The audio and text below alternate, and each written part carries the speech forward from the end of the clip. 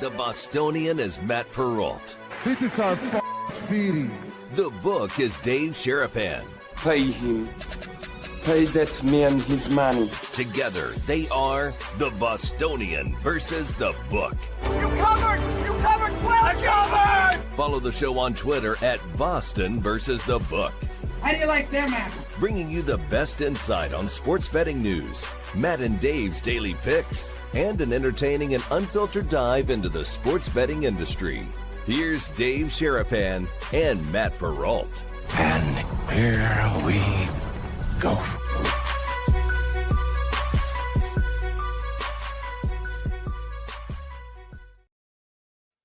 What's up, people? How are you? Welcome into a Thursday morning or Thursday afternoon, depending on where you are in this great country, episode of the Bostonian versus the book. My name is Matt Perrault. We're live on our YouTube channel at Boston versus the book. The same on Twitter X. That's at Boston versus the book. Replayed on Sports Grid Television, 10 p.m. Pacific time, each and every single week night. The brigade is here. The chat is flowing. Thank you for being here. And I had a small victory today. Always going to celebrate the small victories. I put a shirt on today by myself. I put a shirt on today. So I'm actually somewhat comfortable today. It's been 1 week since the surgery. We are 1 week down, 3 or 4 to go, somewhere in that range to be here in this sling situation. Oh, look at that. Right out of the gate. We're dropping out. We're dropping out on the slams. We're dropping on the screen out of the gate. Apologies there. On the show today, a lot of football. We're going to talk about Thursday night tonight, Packers Commanders. We're going to talk about week 2 in the NFL. Evan Abrams, the great writer from the Action Network, his primer is out.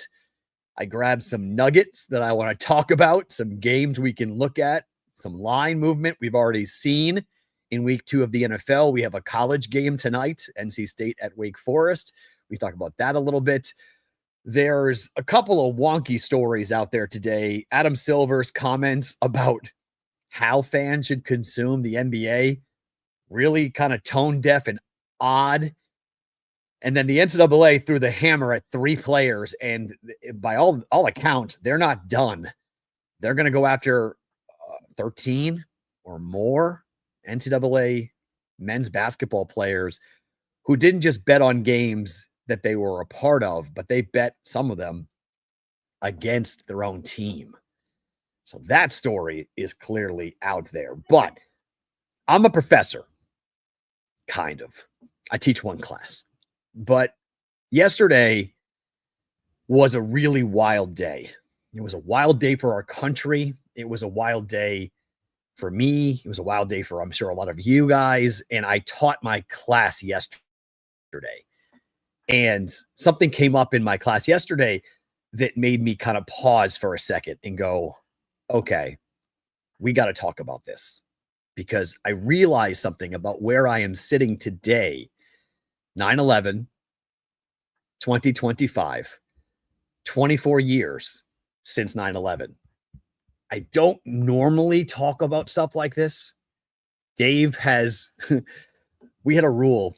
When Dave was here, we had a rule where if there wasn't a line on it, or if there wasn't our line on it previously, we didn't talk about it. We did talk about life when it came, the UNLV shooting happened when we were live on air. And we talked about that because his daughter was in the UNLV library. So she was literally on campus when the shooting happened 2 years ago. And so that was when real life came crashing in. And every once in a while, the toy department, you can't hide in the toy department. And you got to just acknowledge and talk about a couple of things. And something was said yesterday in my class that I found to be kind of like, okay, let's talk about it. Let's get into this. Opening line.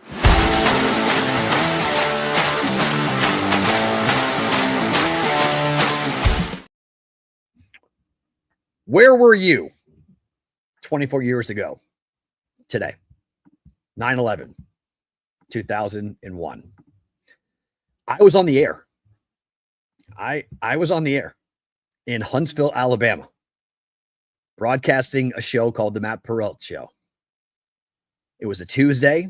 It was a beautiful day, just like today. Beautiful, beautiful day. At least in New England, it's beautiful today.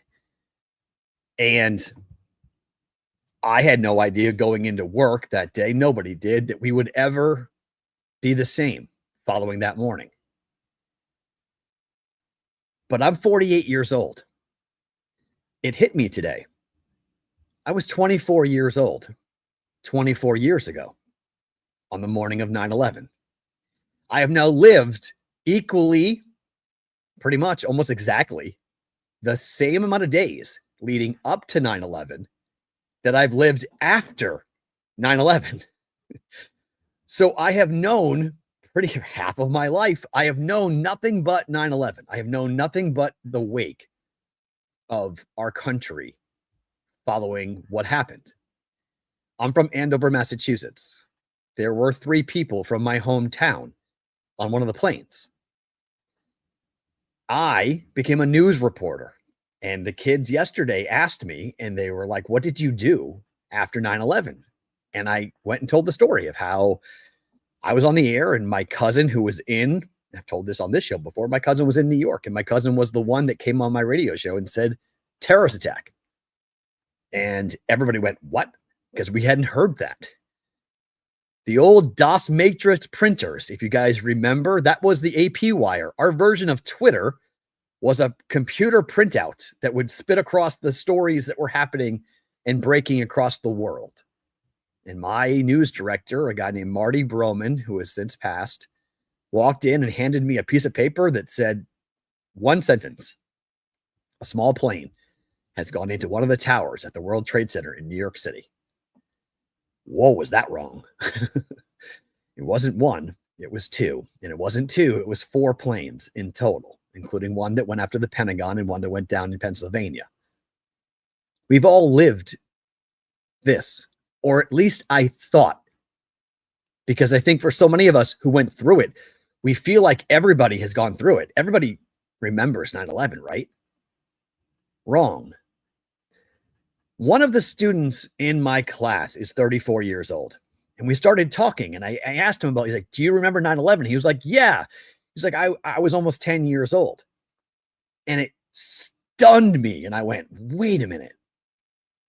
If you weren't the age, like if you were 10, 24 years ago, that means you're 34 today. You're 34, 35 years of age. There are thousands of people who do not remember what happened on 9/11. If you're 25, if you're 28, if you're 30 years old, you have no real memory of life before 9/11. You have no memory of what it was like to go to the arrivals gate at the airport. You have no memory of what it was like to take your, not take your shoes off going to the airport, or parking your car in front of the terminal and going in and picking somebody up. The things that we all did before 9/11 that were all considered to be very normal. It was just part of life. Of course, hey, just put your hazards on, go run in, grab your friend off the turnstile, picking up his luggage or her luggage or whomever. The arrivals gate was this place where families and reunions would happen, that loved ones would get off the airplane. And it was joyous. It was just filled with reunion and love. It was unbelievable. It was like one of the best places on earth. It was, we just sit there and watch the families reunite, watch daughters see their, sons and daughters see their moms and dads, little kids seeing their siblings. And it was just awesome. I bring this up because of what is happening currently in our Discord in the wake of what happened in Utah yesterday. Now, I don't need to talk about Charlie Kirk. I don't care where your politics are. I don't care what you think about it. A guy got killed, and that sucks. Stop. End of story. But there was a shooting in Colorado yesterday in the same county of Columbine, and there will be a shooting later, tomorrow, today. Violence is just everywhere. So a famous person winds up getting killed. And so it's everywhere. It's all over the news, and the president's talking about it. And it's a stark reminder, to me at least, at how splintered we are. Because you guys are showing, people on the internet, you're showing it every single day that you don't remember what happened after 9/11. that you don't remember how unified we once were. Because there was a time for years after. And I understand if you were somebody who was a Muslim in America after 9/11, your life was awful. Awful. And we are all responsible for that. But generally speaking, in this country, Americans were looking after Americans. And nobody was asking your religion. Nobody was asking where you were from. Nobody asked who you voted for. Nobody cared if you were, a Bush supporter or not. It didn't matter. We all came together and we all tried to get through a horrific attack together. Nearly 3,000 people died on 9/11. 3,000. And I'm not belittling one man who lost his life, which is horrific and awful with what happened yesterday. But nearly 3,000 died on 9/11. And we sit here today completely disconnected and completely detached in some ways from reality. And I haven't written a single thing about what happened yesterday on the internet because it's not worth it. And I just said, you know what? I'll just talk about it. I'll bring it up and I'll mention it because at 48 years old, man, at one point in time, we were able to talk to each other. And the internet has become what I thought was the greatest invention of my life. I think now has become the worst invention of my life because it doesn't do anything but divide and distract, and people run to their corners. They point fingers. We don't even know who shot the guy yesterday. We have no idea. The gunman's at large. We have a guy who killed somebody yesterday running around, and we're worried about the guy's politics. How about we catch the guy first and find out what the hell happened and how did it happen and why did it happen?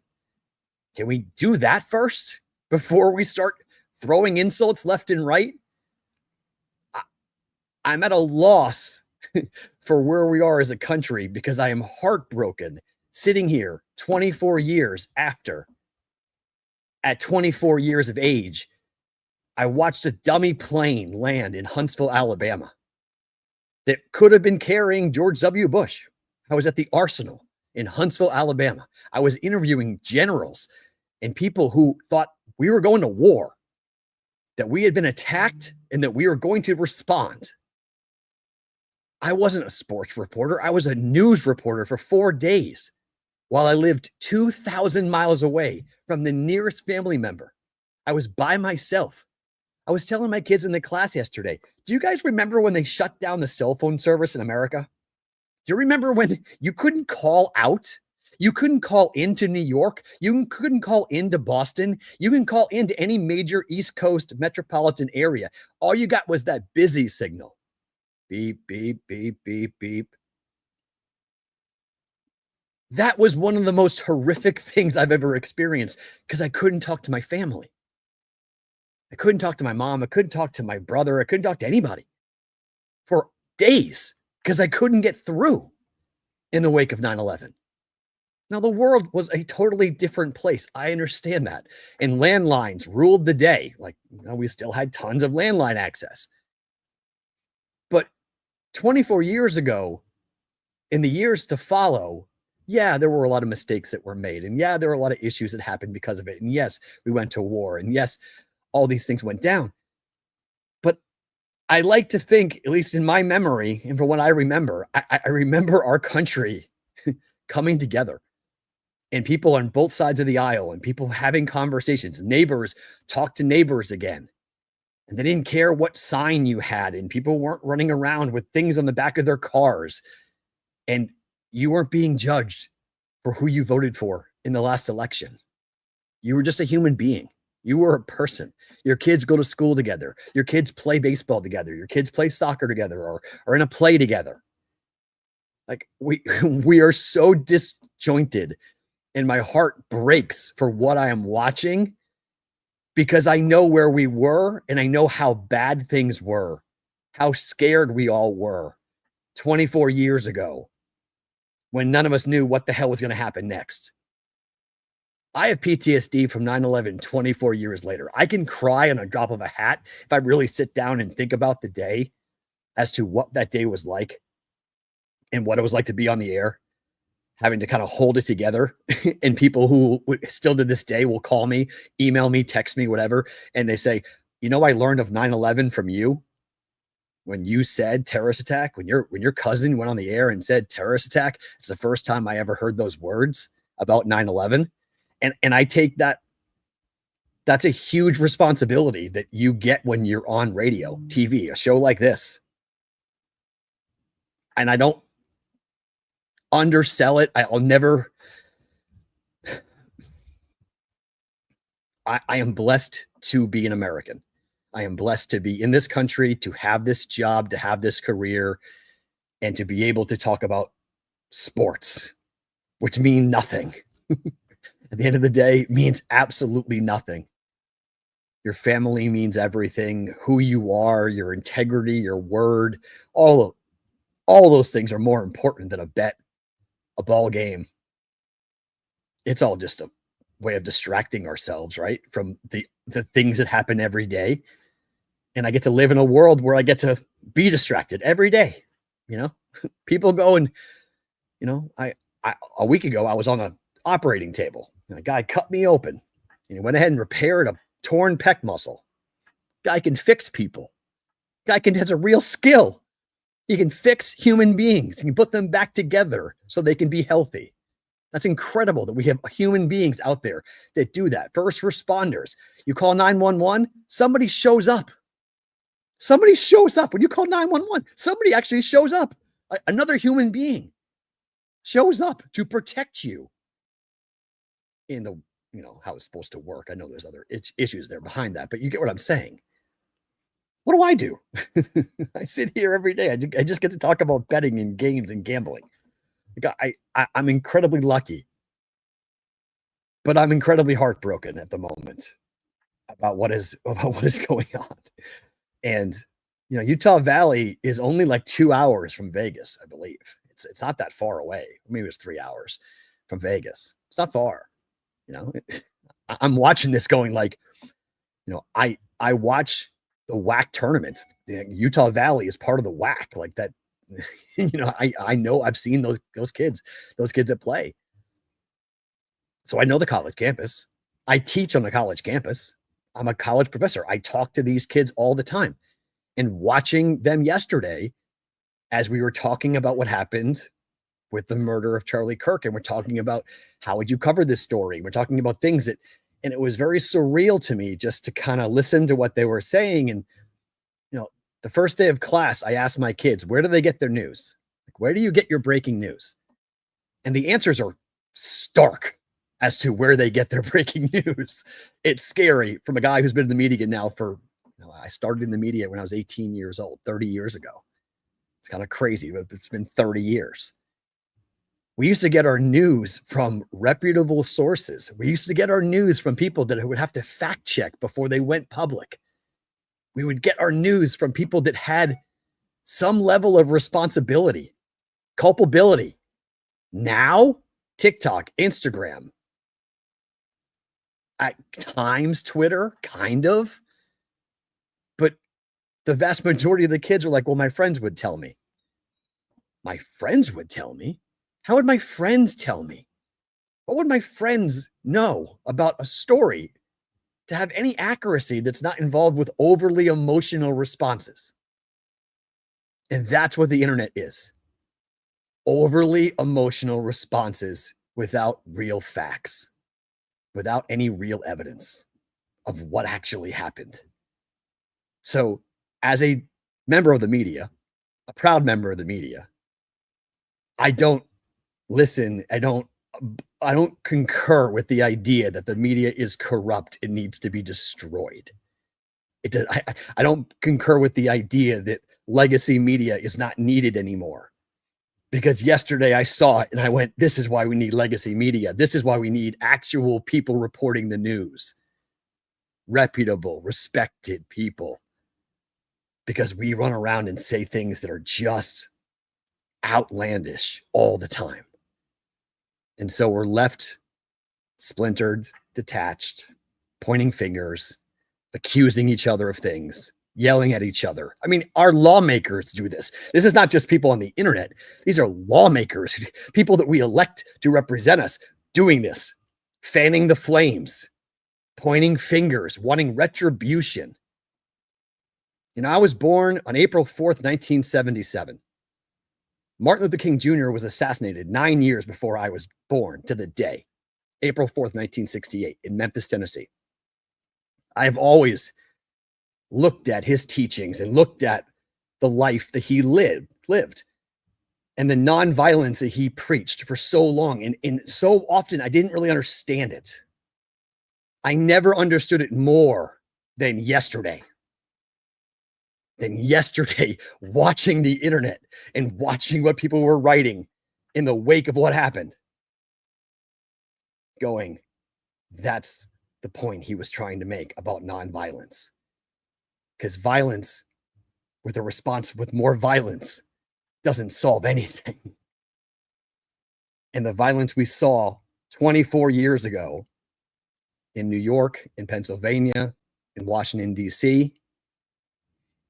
You want a story? The Red Bandana is a story that I would watch today if I were you. If you're a young person and you don't remember, or you weren't alive and you don't know what it was like, the heroes that acted on that day and the days to follow, the people that went in New York, that went down to the World Trade Center to look for survivors, to dig people out, to just work on the construction.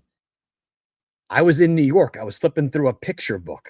This is how old this is. This is pre-digital. I got pictures of New York, Lower Manhattan, November 2021. Sorry, 2001. They didn't have the ability to move all of the World Trade Center wreckage out. They had to get it off the ground to be able to rebuild. They put it on barges in the river. Like, I have pictures of that. And it's like, it brought me right back to where I was. That park was Frank Sinatra Park in Hoboken, New Jersey, that I was standing in, that I took that picture of all the barges with all the wreckage from the World Trade Center. We once were a country that looked after each other. I hope one day we get back to that, because today sure as hell doesn't feel like it, unfortunately, on that. So again, not what I normally do, but damn, yesterday sucked. Yesterday was just absolutely awful.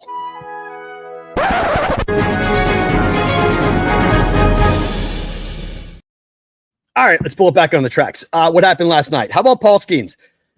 200 strikeouts for Paul Skeens now, and then they shut him down. The Pirates lose in 10 to Baltimore, 2-1. 64 pitches. If you have a ticket on Paul Skeens to win the Cy Young, I think you're good. I mean, the numbers are crazy. I don't foresee anything really happening barring injury, but we're here in the middle of September, so it's pretty much over. Skeens is going to win it.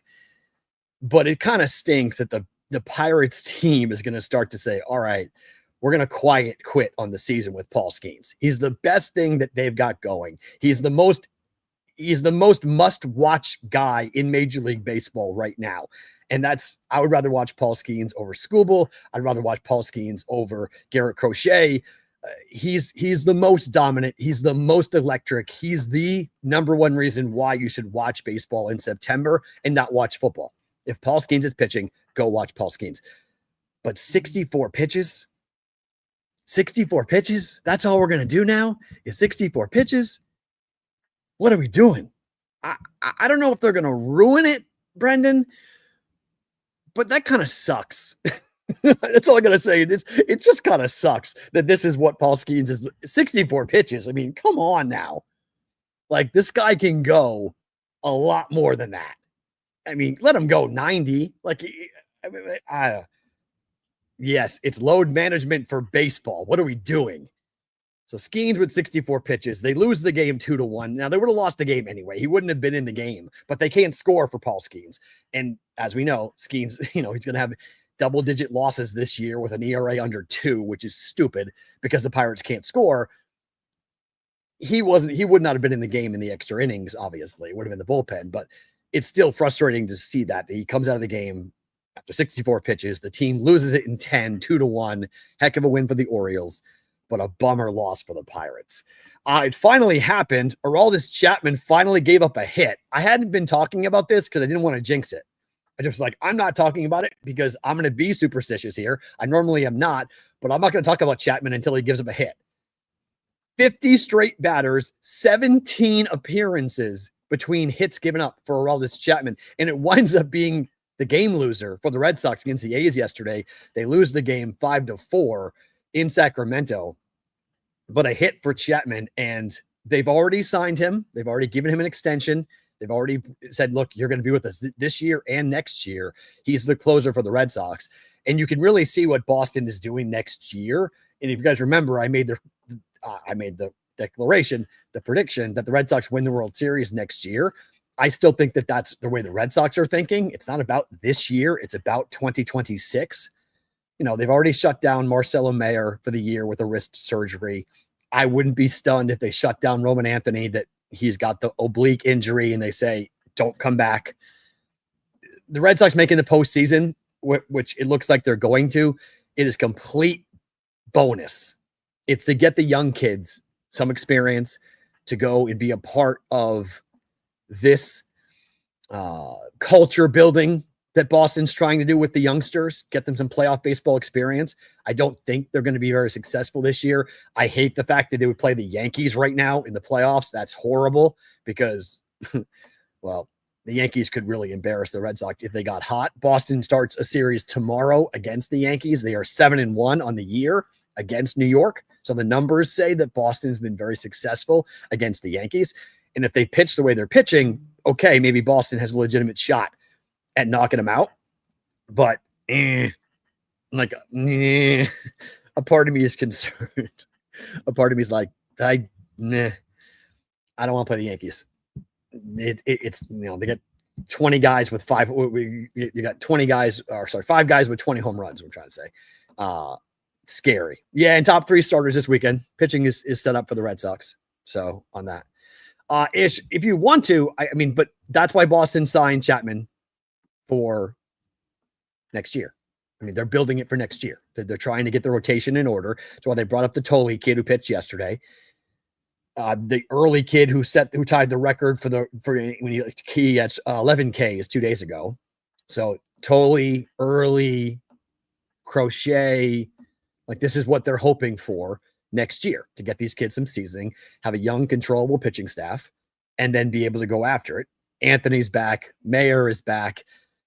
Jared Duran continues to develop and continues to be one of the best top of the order type guys in Major League Baseball. You hope that if you're a Red Sox fan, and I am, that you don't see an opt-out coming at third base, which we'll see if that ends up happening or not. But you want to bring back your veterans. Trevor Story's been very good, amazingly enough, for the Red Sox, but maybe you move off of him. They have to go find a legitimate first baseman, but they could do that in the off season, and then go and find some relieving arms, some arms like everybody else is, but some guys set up man type arms that Boston could be right there with the kids and Roman Anthony. So Christian Campbell is still down there. Bregman's not gone, CBW, but there is some worry in New England that Alex Bregman could wind up opt out. He's got an opt out after this year and next year. And so I think it's $30 million that he made this year, and he's played really well. And so the fear would be that in the open market, he's going to get even more. So that there is some nervousness about Alex Bregman sticking around with the Red Sox. So if he were to leave, that would leave a gigantic, because he's been awesome for Boston. Top of the order bat, leadership wise. Bregman's been unbelievable. So losing him would be a gigantic loss if that were to happen. But I don't know. We'll have to wait and see how the offseason goes for Boston. The hope is that Bregman sticks around, or that Boston rips the deal up and does another one and pays him what the market would pay him to keep him in Boston for a long period of time.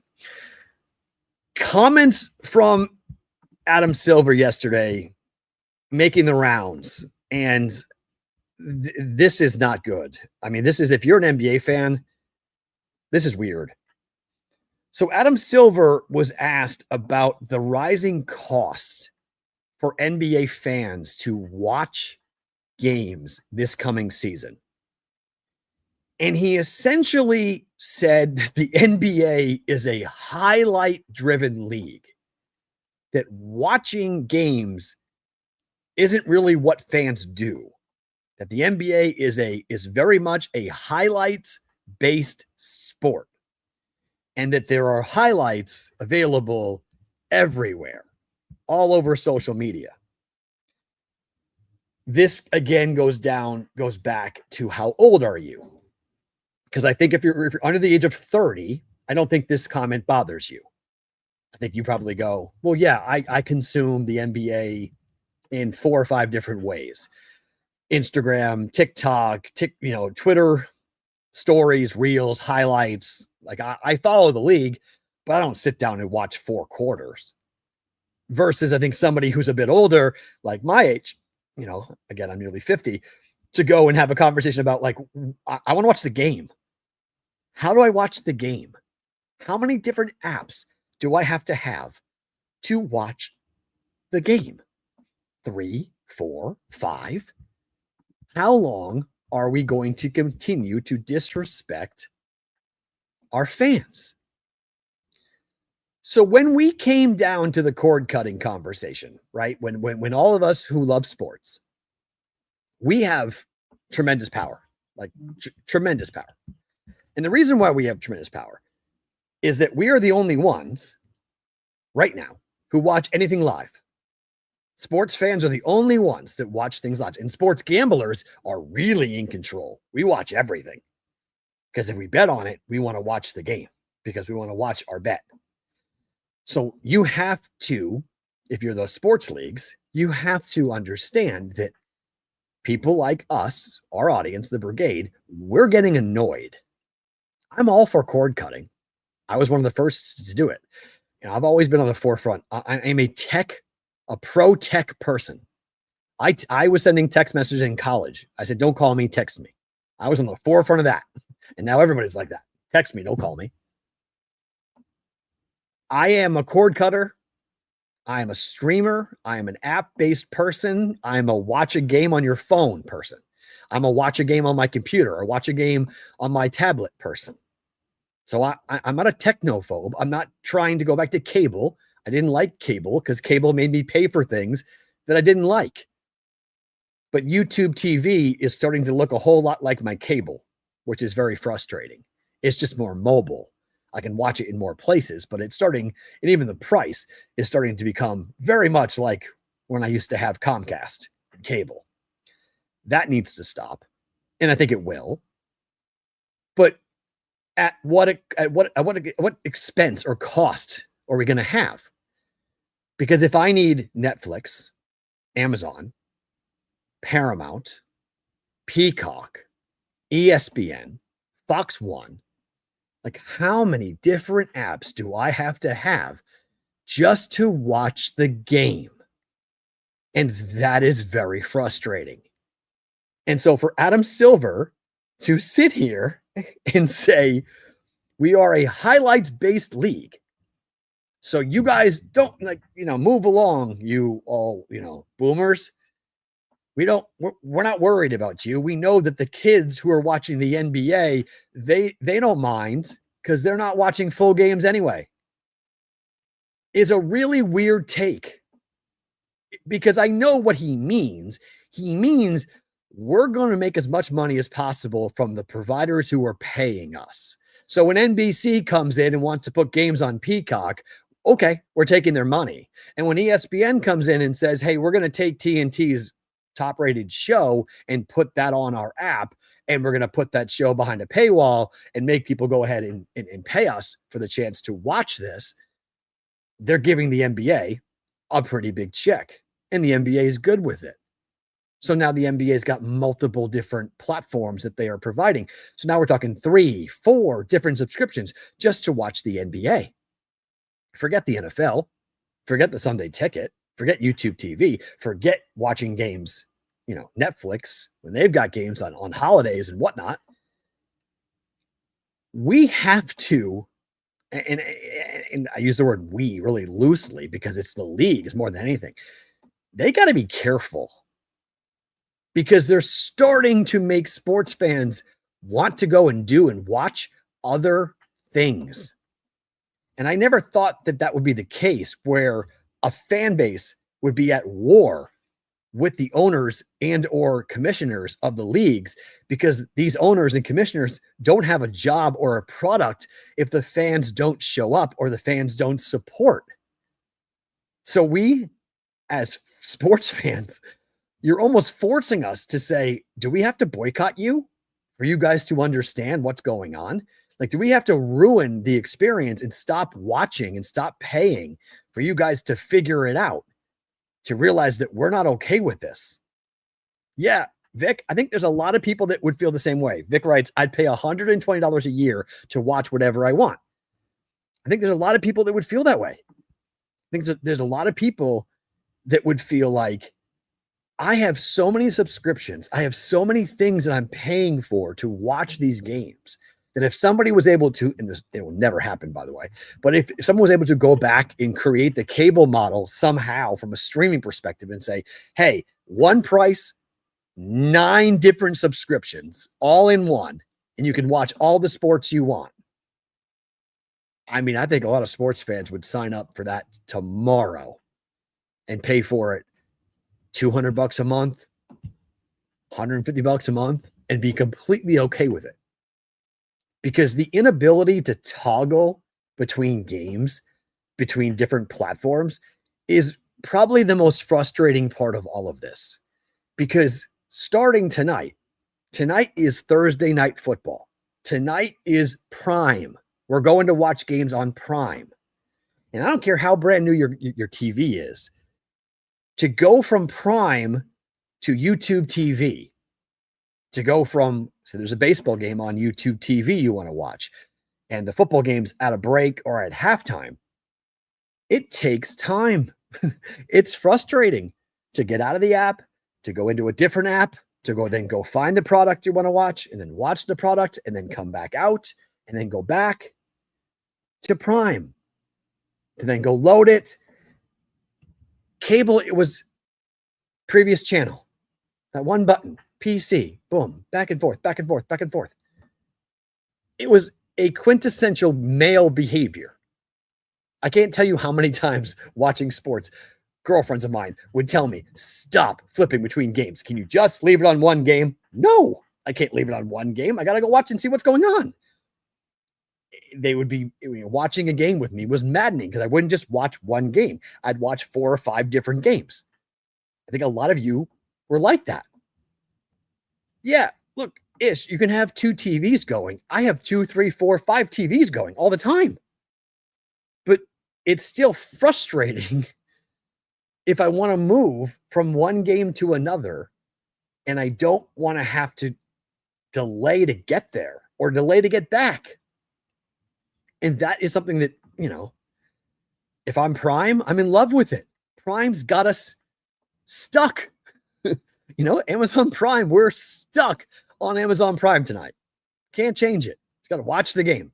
Good game, bad game, commercial break, non-commercial break, bad pregame show, bad postgame show. We're stuck. Now, we'll do that for football. I'm not sure people are going to do that for hockey or the NBA. I have the Major League Baseball package. I can watch every game kind of that they'll let me. I watch it on my phone. I don't watch it on TV. I watch it on my phone.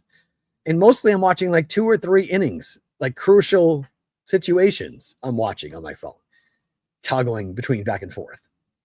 And that's with the MLB app. It's MLB.tv. That's their own app. That's their own, apparatus that they're making available.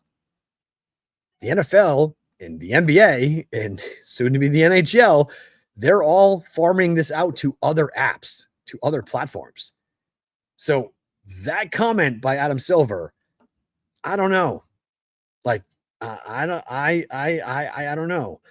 Just pick one source. I mean, Brendan, those days are gone. Like, those days are gone. One source is not going to happen. I would love to see it, but it's not going to happen.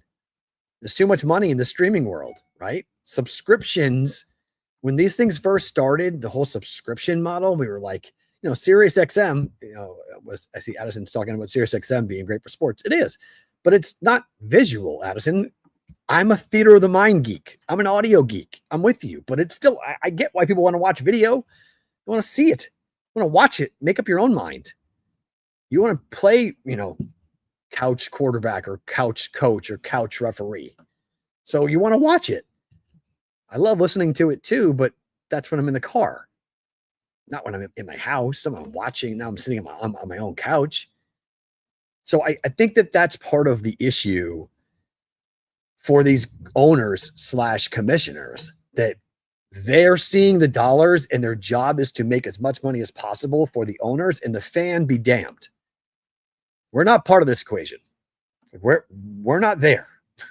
And Charles Barkley, one of the premier media voices for basketball, for him to come out and say that publicly and to say the owners don't give a crap about you, the owners don't care about the NBA fan, like, that's a really big comment to me. Like, that's, Charles can say what he wants. He's got more money than he'll ever spend. He's got more, larger platforms than anybody else in all of basketball. His personality, his advertisements, everything he's done. Charles is the face of the NBA in a lot of ways in the media. So he's untouchable. But for him to say that publicly and feel confident that people are going to back me up on this, and that you guys who are fans, you're being manipulated, like you're being taken to the cleaners. That I thought was really interesting when Charles Barkley said that. And that in the wake of the Charles Barkley comments that the owners don't care about the fans, Adam Silver confirms it by saying, we're a highlight driven league.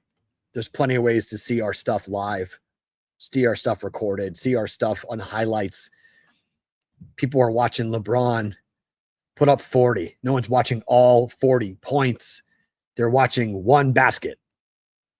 Woo! we're good with that. Like, we're comfortable with that. I'm not so sure every owner would be. I'm not so sure every owner loves that comment coming from the commissioner. And I know the fans don't, because I've seen it all over NBA Twitter where people have gone, what did you say? Like, what? Yeah, not a good day for Adam Silver yesterday at all. All right, let's talk about Evan Abrams. Week 2 primer from the Action Network. I look forward to this every week. I love this. Here are some of the things. I read it, so you didn't have to. I pulled some things out, some bettable trends and things to watch coming up for week 2 of the NFL. Tonight, the Packers are 16-3 ATS within the first 3 games of the year since 2019. That's the best of any team in the NFL, largely thanks to Matt LaFleur. They are 8-0 against the spread, including last week against the Lions at Lambeau Field. The number was 4.5.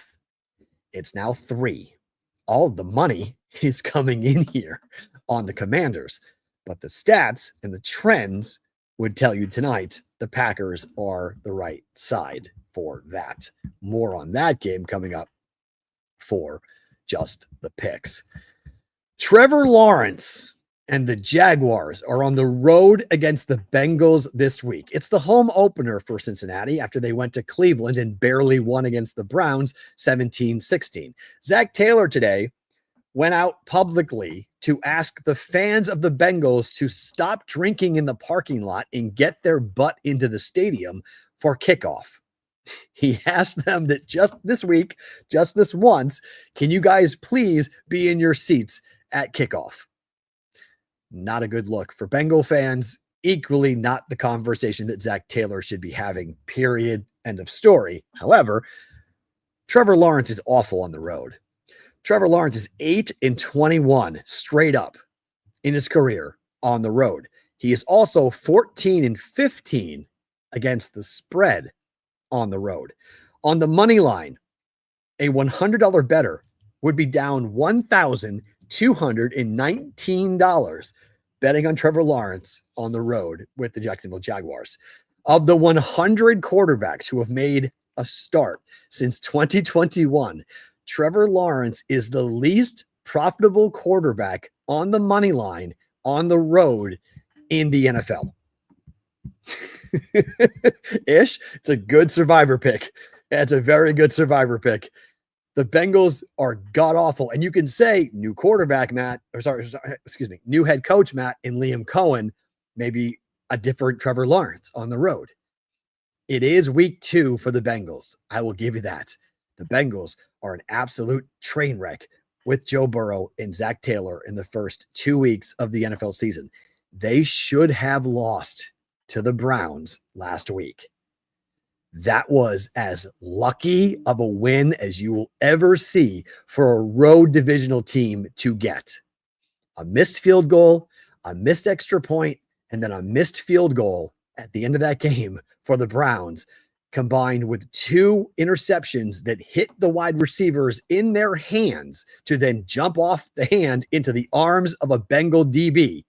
That's how the Bengals won the game, 17-16. Like, oh my gosh. Yeah. Unbleeping real. And now you have Trevor Lawrence in that trend of 8-21 straight up on the road against the Bengals.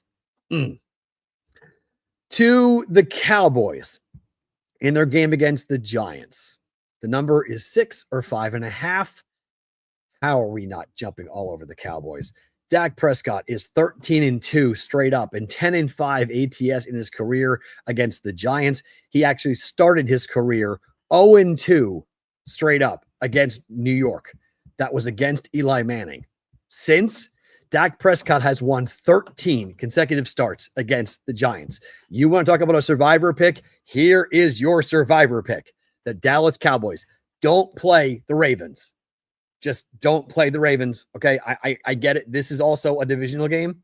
So you could say, well, they're both divisional games, Matt. Yes, the Ravens might win, but I think you can use the Ravens in a different spot down the line where it'll be a better use of the Ravens. I don't think you need to waste the Ravens in week 2 up against the Browns as they are 12.5-point favorites at home against Cleveland. So this would be, if you're looking for a survivor pick, this would be the survivor pick. Dallas against the Giants. Dak to have a big game. I think the Cowboys are going to kill the Giants. Giants are going to be in deep, deep trouble this year. Giants completely stink. Jared Goff, big game for the Lions against the Bears coming up here on Sunday. The Bears didn't look good in the second half against the Vikings. They've already lost a home game and a divisional game on top of that. Now the Bears are on the road against the Lions since 2019. Jared Goff, 41-18-1 in indoor games against the spread. And that is also with the Rams at the end of his tenure with the Rams. Going to the Lions has been very good for Jared Goff. 41-18-1. Expect the Lions to bounce back in a big way. You could also say that this could be a survivor play. If you want to talk about the Lions to beat the Bears, I think it's also a survivor play. The Bears will open up 0-2 on the year, 0-2 in the division. Welcome home, Ben Johnson. I wouldn't be surprised too if there's a little bit of a running it up. I don't know if I'd say running it up, but like needling Ben Johnson a bit, maybe a bleep you touchdown or two from the Lions perspective in that game to make sure they cover. So I could see the Lions big over the Bears coming up on Sunday on that. Back to the coaches. Sean McVay, 7-2 ATS now in week 1s, but overall he is 16-8-1 against the number in the first 3 games of the regular season. That's the 4th best mark of any coach over the last 20 years. Marvin Lewis, Matt LaFleur, Sean McDermott, and now Sean McVay for the Rams.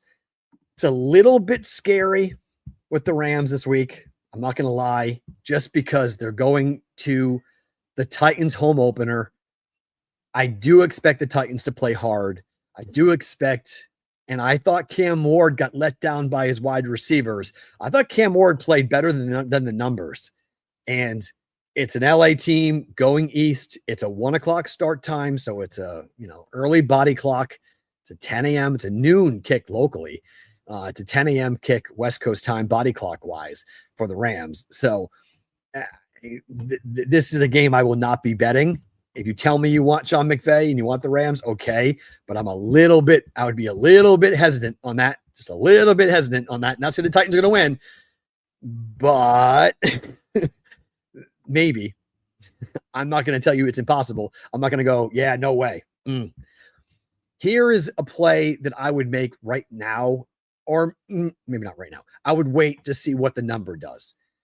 The Patriots are on the road at the Dolphins. This number opened up at 2.5. Drake May has played in 14 games so far in his career in the NFL. Only 11 of them, he started the second half. In those 11 games in which Drake May has played in the second half for the Patriots, the team is 1-10 straight up and 4-7 against the spread. And you might say, well, wait, hold on, Matt. New coach, new offense. Here's my problem with this game coming up for the Dolphins. One, it's September. Traditionally speaking, the Patriots go to Miami and lose in September. And then when the Dolphins come north in December, January, they lose that game. Traditionally speaking, Patriots split. They'll put the Patriots on the sun side of the field where they will bake and they will melt.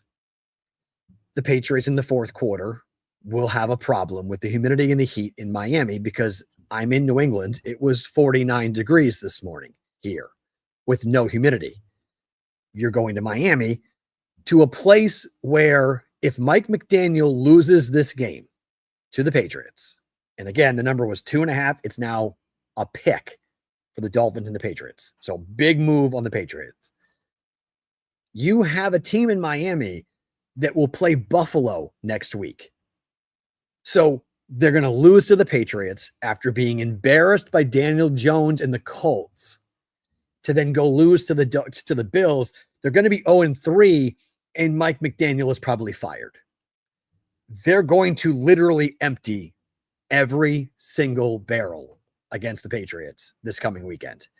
And I'm not so sure the Patriots are prepared for a team desperate to win a game in week 2. Because the Patriots looked lackadaisical. They looked lethargic. They looked slow. Drake May looked confused. The offense looked awful. Look, week 1 to week 2, maybe things change, but I am very concerned about the Patriots on the road against the Dolphins. And if you tell me I get a home dog Miami Dolphins, I bet against the Patriots last week and took the Raiders +3. I most likely would do the same thing and take the Dolphins plus the points against the Patriots at home. Because I'm not in love with the start for New England. And I'm not saying Mike Vrabel is going to be bad. And I'm not saying the Patriots are going to have an awful season. I just think things are setting up to be nasty for the Patriots on Sunday against Miami. I don't like the Patriot money. I don't like the confidence in the Patriots offense. And I think Miami is going to be playing with a gun up against all the players, everyone's head. They're all going to be going completely crazy. So New England in the first half, Rain, maybe. But again, I don't like it. I don't like the spot, okay? So much of it when it comes to betting in the NFL is spot. I don't like the Patriots in September in Miami.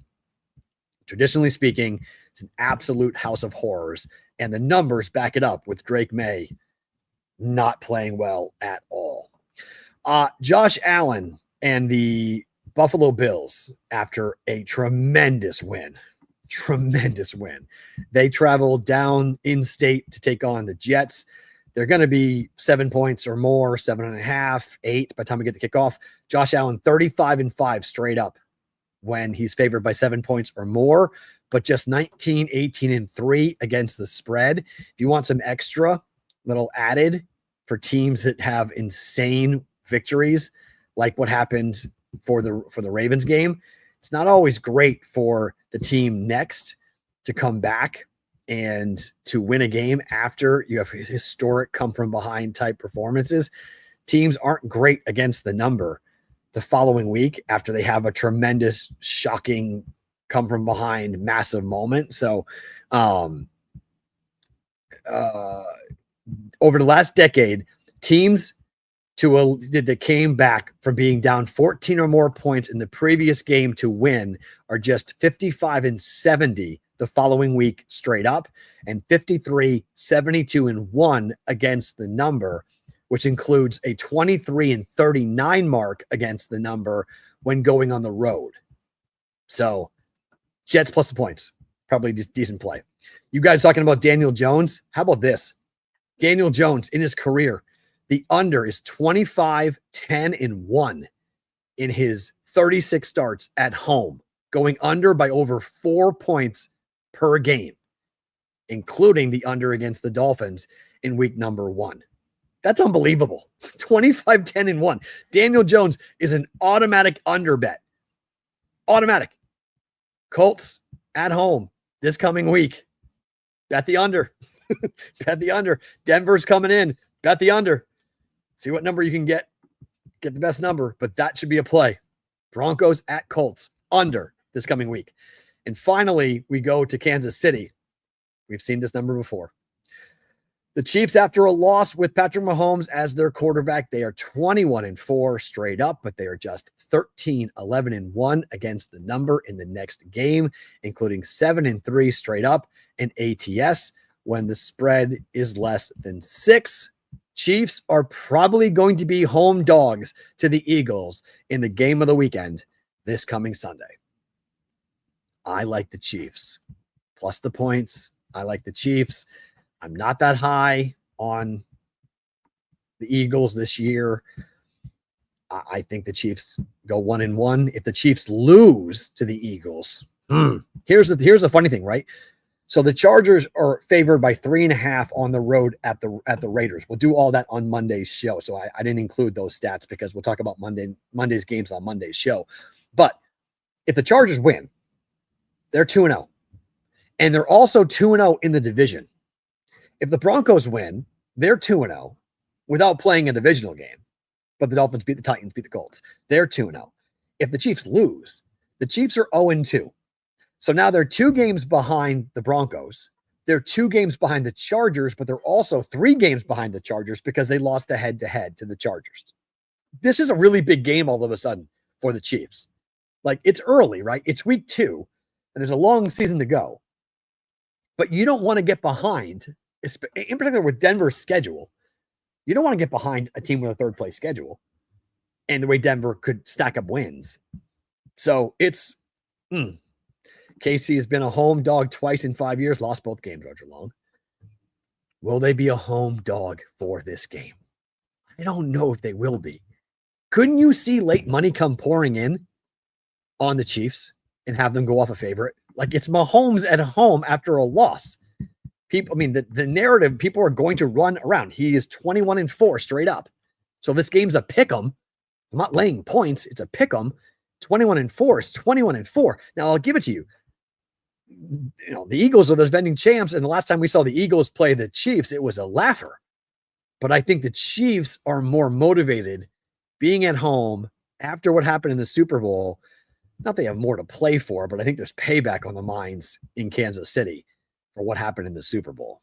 If you guys are watching live, don't move. We'll have just the picks and more with BVB coming up in bonus time. If you guys are watching on the replay on Sports Grid Television, thank you for being here. Back tomorrow for a Fight Song Friday, same place, same time. The rest of you, bonus time now.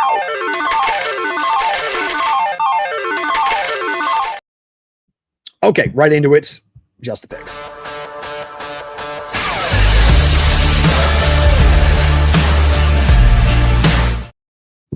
Just the picks. Shouldn't be a big surprise. Packers laying the 3 tonight. I gave you the numbers with Matt LaFleur and what they have done, but 16-3 ATS in the first 3 games of the season since 19. LaFleur is a magician early, 8-0 against the spread at Lambeau Field. I like this Packers team a lot. I don't like the Commanders defense. Commanders short week on the road. I don't mind the under in the game. In fact, I've teased it. My teaser of the week, if you want, in text, I didn't write this down. I should have, but if you want a great teaser, here's the teaser of the week. Take the under tonight, 40, like it's 48.5. Let me see what's the latest number here. Hold on, let me pull up the latest number. From a total perspective in the game tonight, 48, 49. So you get 49. So tease that up, 49 to 55, and go under 55, and then take the Cowboys at 6 or 5.5, tease that down, Cowboys money line. There's your teaser of the week. If you're looking for one, I love that teaser. Absolutely love that teaser for tonight with that. Green Bay under 55, even money, JPC. I like that. I like that too. Yeah. I think Green Bay wins tonight. I do. I don't like Washington. I just lay the 3 points with Green Bay coming up here for tonight. From a prop perspective, I do think that JCM scores for Washington. Anytime touchdown plus 240. He's not going to run the ball effectively tonight. Nobody is. Packers were great last week against the run. So I don't think that Washington runs the ball well, Daniels included. But I do think that we see anytime touchdown, red zone touchdown here for the 7th round pick, the darling of the fantasy world. I do think that happens tonight if you want to prop bet. I have another prop bet here in just 1 second, but NC State tonight over 51.5 against Wake Forest. These teams don't play defense. I haven't really understood the movement on this. It's kind of bounced around. It went all the way down to 51.5, and now it's all the way back up to 53. So I got 51.5. It's now 53. I think it was a complete head fake move by the market to drive the opening number of 53.5 down to 51.5, only to watch it bounce back up now to 53 for NC State and Wake Forest. I like over between these two teams. I think we see both Wake and NC State score a bunch here coming up here for tonight. Prop bet time.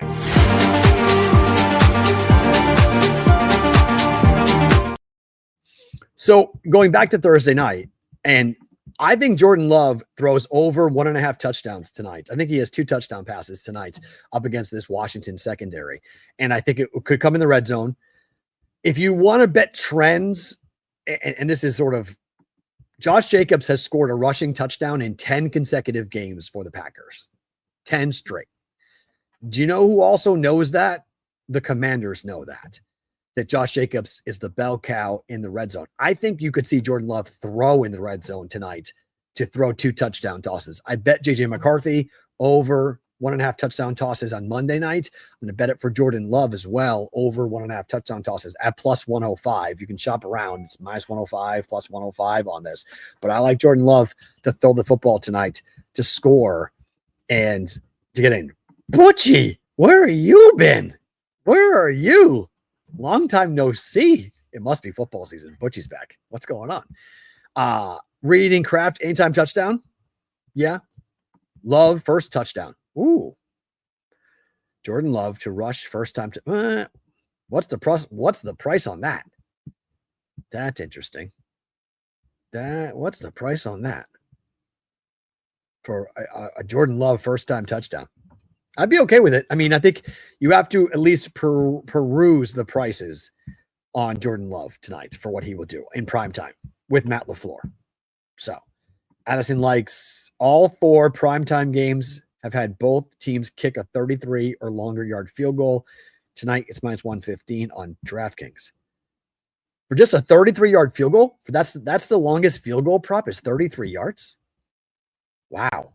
Yeah, I like that too. That's a good bet. I like that. I may trail you on that.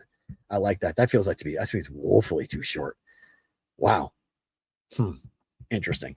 One more NFL story. Brock Purdy might be out 5 weeks. They got Kittle on the IR. He's gone for 4. Purdy might be gone for 5. The Mac Jones experiment. Now, it's New Orleans this week. If Mac Jones can't beat New Orleans with Kyle Shanahan, he can't beat anybody. So that should be a victory. But 5 weeks to be without Brock Purdy. I mean, it's unbelievable. Remember the whole draft situation? I'm a Patriot fan. Remember how Mac Jones became a Patriot? That the team traded up to the 3 spot because they were going to take Mac Jones, and instead they took Trey Lance. Well, now Mac Jones is a Niner. And now Mac Jones is the starting quarterback with Kyle Shanahan, who wanted to draft Mac Jones with the 3rd pick in the draft. Now he gets his way. And he gets him to play for what could be a month as Brock Purdy recovers here from a shoulder and an ankle. The schedule for the Niners is the following. They play New Orleans this weekend on the road, the Cardinals at home in a big divisional game, home for the Jaguars. I told you about the Trevor Lawrence record there, and then at the Rams. Those are your next 4. After that, though, they play at the Bucks, home for the Falcons, at the Texans.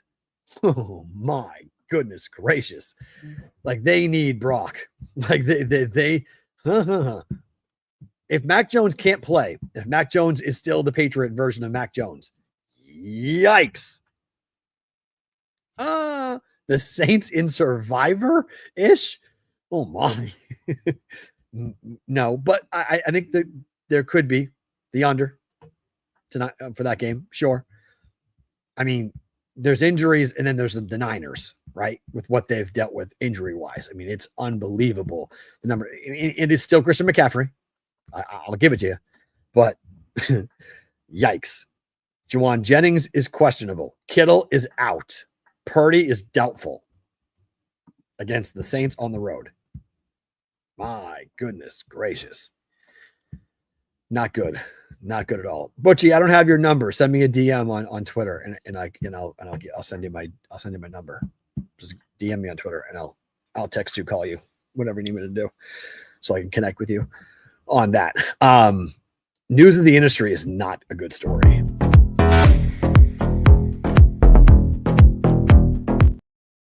This story just sucks. The NCAA is uncovering and now reporting as to what actually happened with 13 cases involving former men's basketball student athletes who have been involved with sports betting violations. This is from the report. This is the press release from the NCAA that came out this morning. The NCAA enforcement staff is in process of alleging violations of sports betting rules and or related failure to cooperate violations of 13 former men's basketball student athletes who competed at 6 schools at the time of their conduct in question. While the facts and the alleged behaviors in each case vary, they include student athletes betting on and against their own teams, sharing information with third parties for purposes of sports betting, knowingly manipulating scoring or game outcomes, and or refusing to participate in the enforcement staff's investigation. That's an oh shit moment. That's an oh shit moment right there. Really bad.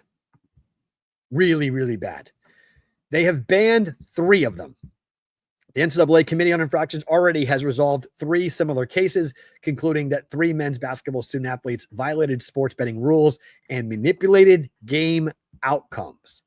While a number of schools have been identified in media reporting, current ongoing cases include student athletes formerly associated with Eastern Michigan, Temple, Arizona State, New Orleans, North Carolina A&T, and Mississippi Valley. Additional cases are in various stages of the investigation process. As with the previously resolved cases, the schools and the respective school staffs in the ongoing cases are not alleged to have been involved in the violations by the student athletes, and the enforcement staff is not seeking penalties for the schools themselves for the student athletes' conduct. The NCAA is releasing this information at this point in the process because of the extensive public reporting regarding these cases. The NCAA will not publicly name the involved student athletes until the infraction process has concluded. None of them are enrolled at their previous NCAA schools. I mean, shit. That's really bad. Okay? That's really bad. Really, really, really, really bad. Again, if you want to know the names of the schools in the chat, they're asking Eastern Michigan, Temple, Arizona State, New Orleans, North Carolina A&T, and Mississippi Valley. Those are the additional 13. Fresno State and San Jose State, those were the players. Those were the 3 players at the 2 schools that have been banned for life. So 3 schools, 3 players, 2 schools banned for life, Fresno, San Jose State. The Temple case has been the one talked about the most in sports betting circles. That's the game that got pulled off, the games that got pulled off the board, and people talked about the betting on Temple and all the alleged stuff that happened. So Temple being involved in this is no surprise. Arizona State was the school that got busted all those years ago by Jimmy Vaccaro and company when they highlighted and told the authorities that there was a point shaving scandal going on. So that's really bad for Arizona State to be back in this type of story. That's really bad. Like the whole thing is just, oh boy, really, really, really bad on that. Sonic is in the chat. Back to the top of this streaming, just so that Paramount wants to acquire Warner Brothers Discovery for HBO, TNT, and TBS. That according to the Wall Street Journal. Well, that's interesting. So if Paramount, aka CBS, owned TNT and TBS,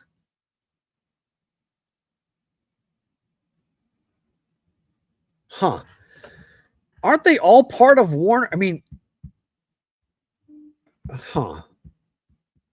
Paramount Plus is not part of Warner Brothers already? No. So CBS and Time Warner came together to do the NCAA tournament thing, right? That's how that happened. So CBS wants all of it. I guess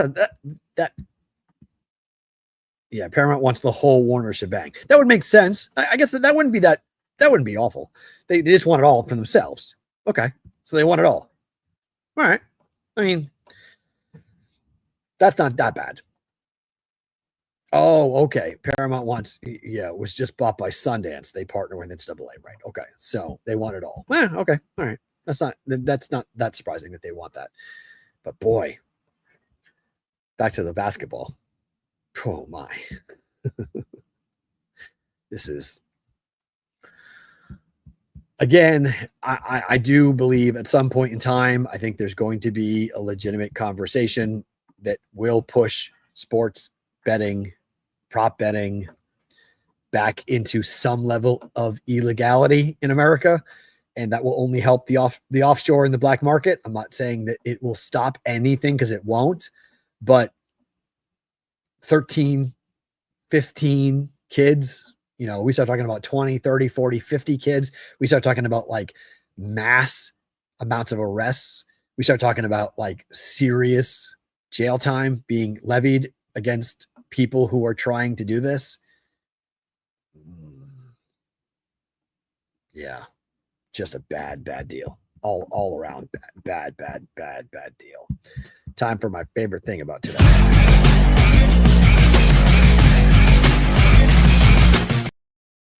Favorite thing about today. Well, there's a couple. One, I love the football cadence. My favorite thing about today is that it is so nice to have football back. It is so nice to have the football cadence of Thursday night football. We're going to have to get used to Friday night football, guys. I'm with you. I'm a high school football guy. I mean, I think Friday nights should be left alone for high school football. College doesn't give a shit about my opinion, and they're going to stack. ESPN's going to start to stack big college football games on Friday night. The Big Ten's already doing it, consistently scheduling on Friday night, but they're the only ones doing it. There's going to be many, many more. They're going to stack Friday night, and I hate that. Personally, I hate that. I think Friday night should be for, go out to watch the local high school teams play, or your son play, and not have a college game up against it to take away from it. But, they're going to do this on Friday night. And then Saturday we have, I'm back. Last weekend, I didn't really get it last weekend because I had surgery. So I was out of it for Saturday and Sunday. I was out of it. So like my Saturday morning show is coming back. My Sunday morning show is back. Like I'm back in the full cadence of football, and I feel so excited. Like I woke up this morning and I was like, this is tremendous. Like it's Thursday. We have a huge game tonight. We got big games this weekend. We'll get into a Fight Song Friday tomorrow with the big games in college, but there are some absolute barn burner football games on Saturday. Georgia, Tennessee is going to be awesome. Pitt and West Virginia is going to be great. Alabama's got Wisconsin, and if Wisconsin goes in there and beats Kellen DeBoer, I'm not sure Kellen DeBoer is allowed to coach Alabama ever again. Like there's just a ton of really interesting situations happening in week 3 of college football and big SEC games. Vanderbilt at South Carolina. I cannot wait. Can Diego Pavia go on the road and beat South Carolina? I mean, if that happens, that kid, you may want to take a flyer on Diego Pavia to win the Heisman, because if he beats South Carolina when they're ranked in the top 12 in Columbia, oh my, like, let's go. So for me, favorite thing about today is that we get football back. And, okay. So I'm a one wing animal ish. I'm going to try. Okay. But like, production is really hard for me with one hand, just FYI. Okay. Like production is a 2-hand thing to build the fight songs. Okay. Like when I go and build, I build those myself. It's hard. So that's all I'm saying. It's very difficult to do that with only one hand. So I don't know. I don't know. Vodtech and ODU. Look at that. That's tremendous. Mikey Awesome's got a new job, so Mikey Awesome hasn't been able to be live with us for a while, but maybe he'll pop in tomorrow for a Fights on Friday with Vodtech and ODU. Look out, Vodtech. Look out. That's all I gotta say. Look out. And the other thing is train Madeline to do it. You better believe it. Absolutely, Vic. But Madeline's not here. She's in Vegas. I'm in New Hampshire. So yes, but I will one day, my daughter will 100%. Although I will say this, I got a minor victory as a father about 2 nights ago. No, Monday night. My daughter texted me and said, Dad, I have a problem. I was like, what? I think I might like football. I was like, wait, what? She said, I'm interested in football and I don't want to be, but I'm interested in football. And I said, it's not a shock. You've been around it your whole life. It's time to learn. I was like, let's sit down and learn. She goes, I find it interesting. I go, you should find it interesting. It's football. Football is really fun. So I may have I may be going back to Vegas with like a big, like very much on a victory lap that my daughter actually might pay attention. Yeah. Okay, fine. JPC. They're all major. Fine. My daughter liking football, my daughter watching football with me and actually like hanging out with me and watching football on Sundays would be like the greatest gift that I've had in a while.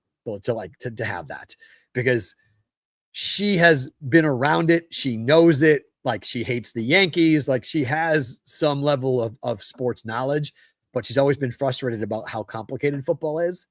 So let's go. I'm excited. Fight Song Friday is tomorrow, boys and girls. Thank you for being here. Thank you for letting me rant in the beginning of the show. Hopefully I didn't piss too many of you off, but that was something I just had to get off my chest. If you didn't watch it, you can go back and watch it earlier on that. But back tomorrow, Fights on Friday, all football, all Friday, all tomorrow for BBB.